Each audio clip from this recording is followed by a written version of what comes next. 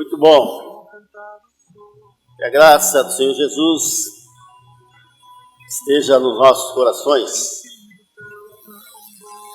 É bom voltar nessa igreja para falar com os irmãos, para meditar sobre a palavra de Deus, porque de fato, como o reverendo Michel falou, essa igreja faz parte da nossa história e nós fazemos parte também da história dessa igreja.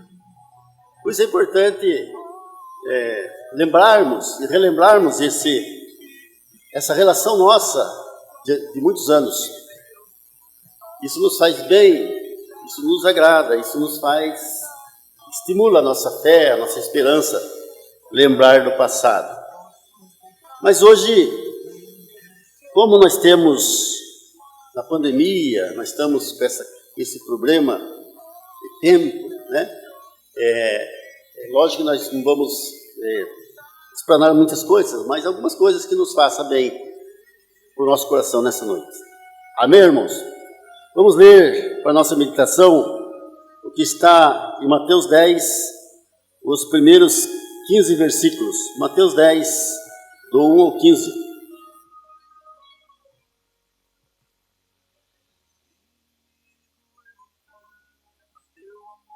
Amém, irmãos? Tendo chamado os seus 12 discípulos, deu-lhes Jesus autoridade sobre espíritos imundos para os expelir e para curar toda sorte de doenças e enfermidades. Ora, os nomes dos 12 apóstolos são estes.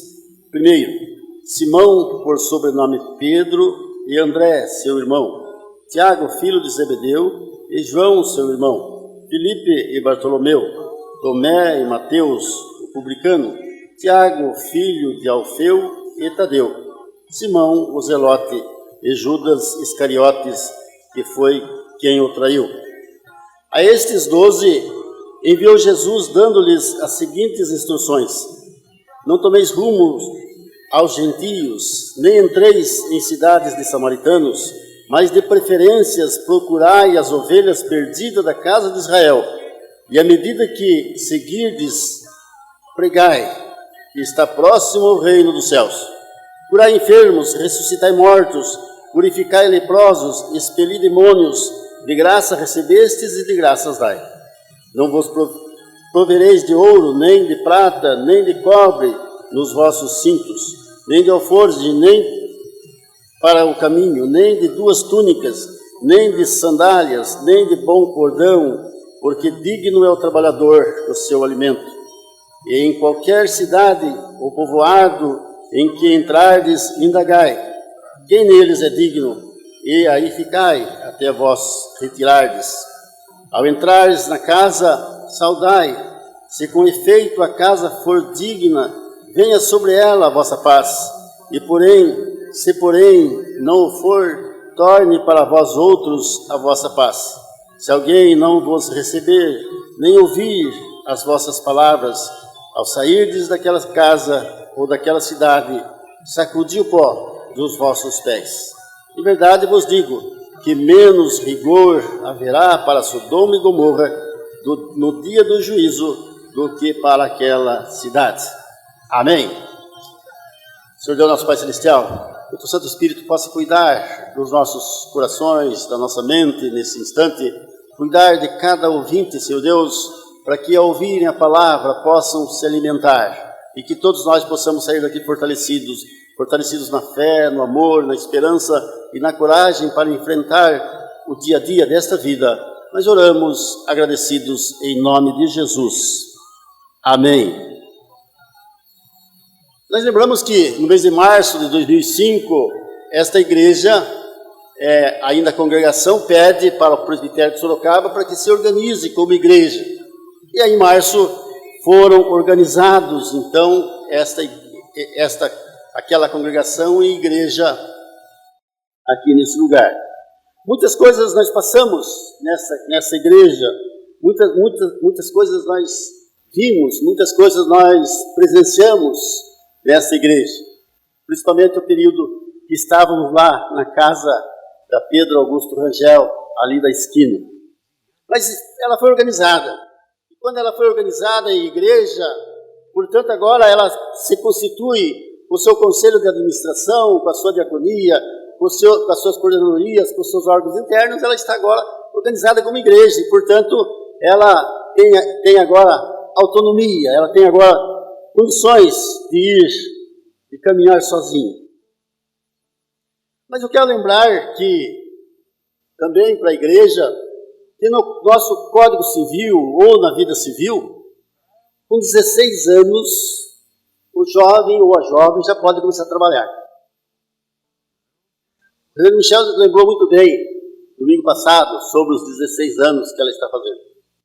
E aí o que nós precisamos entender, então? Que essa igreja, que agora foi já organizada, ela precisa agora, sem dúvida nenhuma, desvincular da ideia da menoridade, da ideia de ser menor de idade, e agora partir, então, para uma ação de trabalho, uma ação mais forte, uma ação mais enérgica. E o texto que nós lemos fala que Jesus chama lá os seus apóstolos. E só para lembrar os irmãos, todos nós somos apóstolos de Jesus, mensageiro, comunicadores, todos nós somos apóstolos, todos nós fomos chamados para essa missão de apóstolos de Jesus. E aí, Ele está nos enviando, então, Ele está nos colocando nessa forma de trabalho. Agora não somos mais ouvintes, não somos mais aqueles que ouvem a palavra, mas agora estamos imbuídos de uma missão, agora estamos imbuídos de uma função diante da igreja e diante de Jesus. O apóstolo é aquele que está autorizado e que tem autoridade. Quando nós nos organizamos como igreja, e a igreja somos nós, embora há o prédio físico, o prédio arquitetônico, mas nós temos que pensar que esse grupo, essa equipe, esses irmãos e irmãs que formam, então, e dão vida para esta igreja. E sendo igreja, precisamos olhar para nós e dizer: somos apóstolos de Jesus, somos mensageiros, somos representantes, somos emissários autorizados. Nós não somos emissários que fomos nomeados por nós mesmos, fomos autorizados.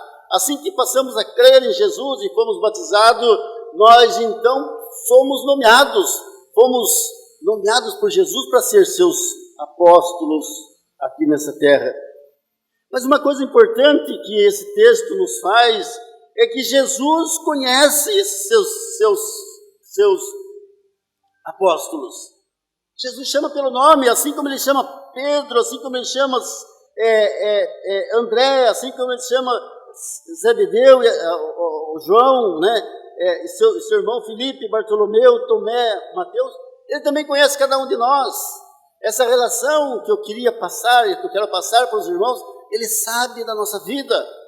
E não só Jesus como Deus, não só sabe da nossa vida, do nosso nome, mas como também conhece o nosso pensamento. A palavra diz que antes que proferimos aquilo que vamos falar, Deus já sabe aquilo que nós vamos falar, aquilo que nós estamos pensando. Por isso, então, Jesus sabe de cada um de nós. E isso nos faz, então, olhar para nós de uma forma diferente como igreja.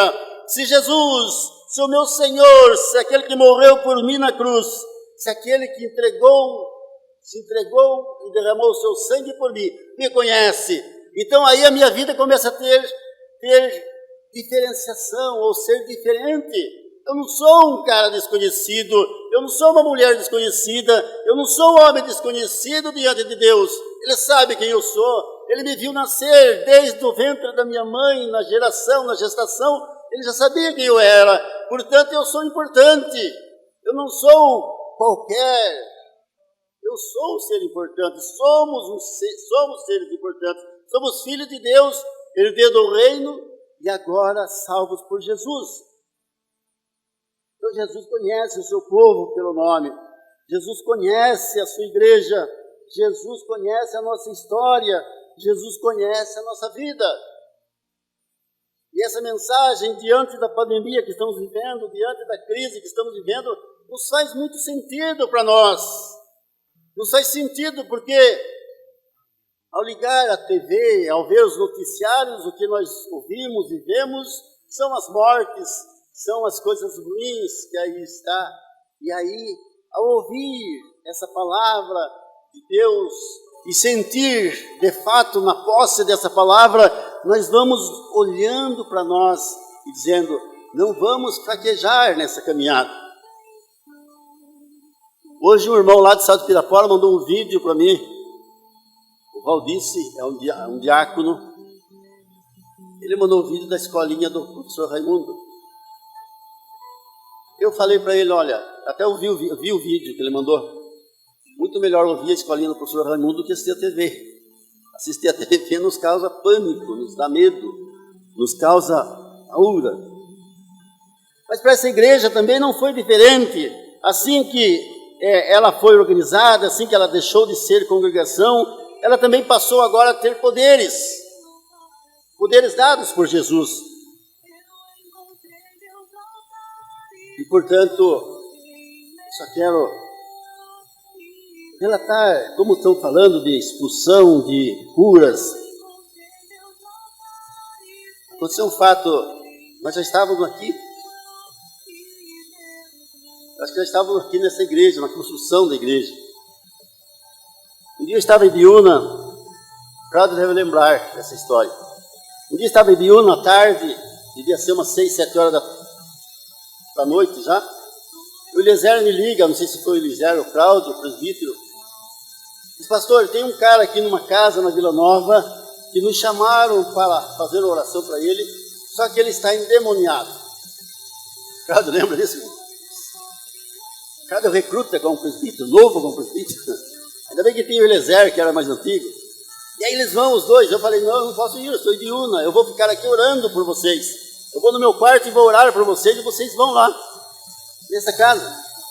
E foram lá e exorcizaram, expulsaram aquele demônio. E o cara se acalmou e a paz voltou ao normal. Portanto, essa igreja, como igreja de Jesus, já tem a experiência do que fazer. De curar, de expulsar demônios, de trazer para as pessoas palavras que de fato sejam palavras de vida. E por isso o texto que nós lemos nos diz, Jesus nos enviou como apóstolos desse lugar. Nós precisamos agora nos despertar. E ao despertar para essa nova etapa, para essa nova fase, para esse novo ciclo da vida, precisamos agora caminhar de uma forma com mais vigor. Não somos mais aquele adolescente com 14, com 15 anos, não somos mais aquele adolescente com pré-adolescente com 10, 11 anos, agora já somos jovens, já passamos para a juventude e agora nessa fase da juventude temos um rumo. Queremos ser alguém como igreja, queremos ser alguém nesse lugar, queremos ser alguém, sim, que seja de importância, que tenha na sociedade, no local onde estamos instalados, tenha o selo de qualidade, porque agora nós sabemos o que nós queremos. Já passamos pela fase daquela pergunta que se fazia muito para as crianças no passado, o que você quer ser quando crescer? Já crescemos, chegamos nos 16 anos e por isso agora é hora de olhar na nova perspectiva, na nova caminhada, no novo jeito de ver a função, não como aquele menor que não podia trabalhar, mas agora olhar como jovens, que tem muito a fazer nesse lugar. Mas o texto continua a dizer para nós, nessa noite, Jesus instruiu os seus. Jesus passa as instruções. A esses 12 enviou Jesus, dando-lhes as seguintes instruções: não tomeis rumo aos gentios, nem entreis em cidade de samaritano. Jesus está dizendo, essa missão, essa função, esse trabalho, é um trabalho específico, tem que ir por esse caminho. Precisamos falar ao povo de Israel, contar essa nova notícia do Messias que está presente.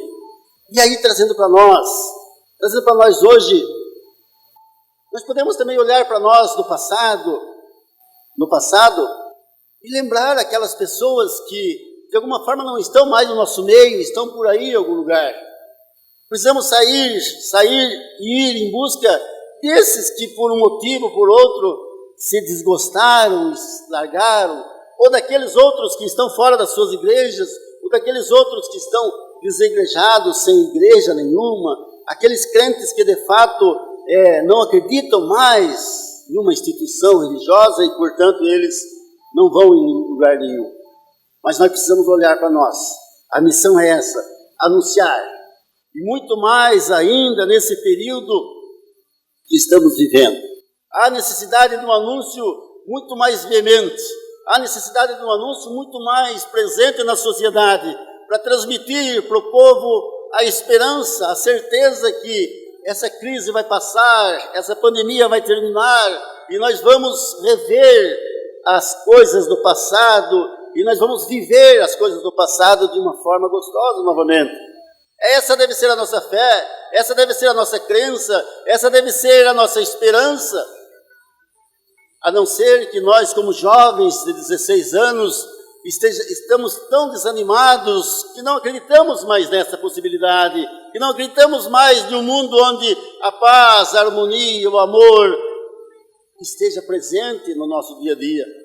Mas isso não é a palavra do Senhor, porque Ele manda, Ele determina que nós saímos da nossa casa, do nosso bem-estar, saia para falar de Jesus. Não procurai as ovelhas, mas de preferência procurai as ovelhas perdidas da casa de Israel. E à medida que seguirdes, pregai que está próximo o reino dos céus. Hoje, conversando com um vizinho lá no nosso condomínio, esse rapaz é de Biúna, meu amigo há muitos anos de Biúna, e agora ele comprou um apartamento e mora lá. Ele falou: Aparício, essa crise, esse negócio é peste que nós temos que olhar de uma forma diferenciada das outras pestes. Isso aí está chegando já pelo fim do negócio aí. Esse mundo não tem mais jeito, né, do jeito que ele falou.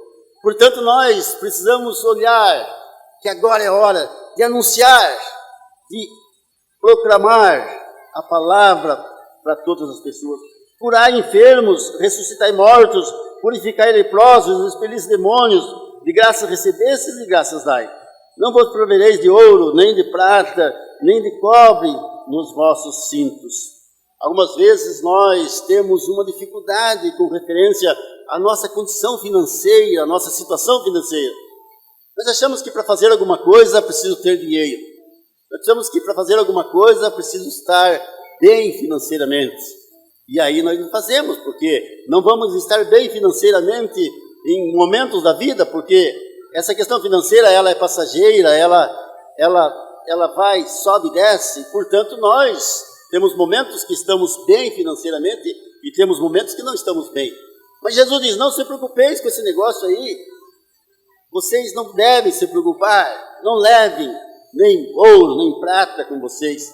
E aí a gente vai, então, vendo que Deus quer mostrar para nós a não preocupação com as questões materiais da nossa vida.